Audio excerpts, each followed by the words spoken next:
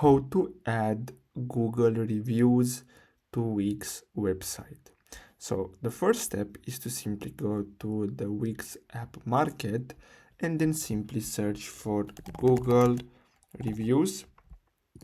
And then what you're gonna have to do next is simply, so you can, as you can see, you can get this one here which has a free plan available, or you can simply get this one here, but you're gonna need to have a premium website in order to use it. So you can see you can get Google reviews and you can simply upload them from Google, but you can easily use this if you have if you don't have a premium plan from Wix. So you're gonna have to simply click on add to site, then simply click on agree and add, and now we're gonna have to simply wait until this loads up, and then we're gonna be able to basically add the reviews from Google. So as you can see, you're gonna have to simply click on collect reviews and then simply select import, and then you're gonna have to upload your Google reviews, and that's it.